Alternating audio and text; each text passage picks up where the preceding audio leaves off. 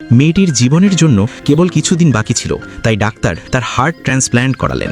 আশ্চর্যের বিষয়, মেয়েটি কোনো সাইড ইফেক্ট ছাড়াই মাত্র দুদিনের মধ্যে সুস্থ হয়ে গেল। একদিন মেয়েটি মজা করতেই একটি পাঞ্চিং ব্যাগকে লাথি মারল, ফলে পুরো ছাদটাই ভেঙে গেল। মেয়েটি মনে করল হার্ট ট্রান্সপ্ল্যান্টের পর তার মধ্যে সুপার পাওয়ার চলে এসেছে। সেই কারণে সে তার শক্তি পরীক্ষা করতে খোলা রাস্তায় দৌড়াতে বের হলো।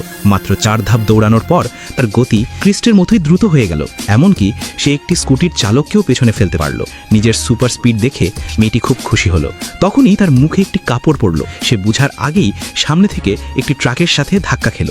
মাত্র সামান্য সংস্পর্শেই ট্রাকটি পড়তে শুরু করলো, কিন্তু মেয়েটি তার সঙ্গে সঙ্গে অন্যদিকে থামাতে সক্ষম হলো।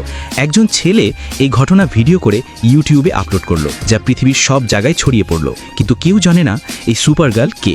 পরের দিন আবার সে রাস্তায় দৌড়াতে এলো, যাতে তার শক্তি নিয়ন্ত্রণ করা শিখতে পারে। তখনই সেই ছেলে আবার ভিডিও করতে চাইলো, কিন্তু এবার মেয়েটি তাকে দেখলো। সে পালাতে যাচ্ছিল, কিন্তু মেয়েটির শক্ত হাতের জালে নিজেকে ছাড়ানো কঠিন হলো।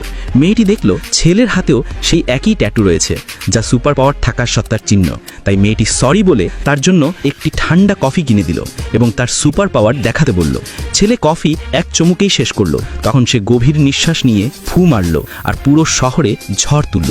এটাই ছিল তার সুপার পাওয়ার। ছেলে বলল, আমাদের মতো আরও 4 জন আছে যাদের শরীরে এই ট্যাটু আছে, তাই আমাদের সেই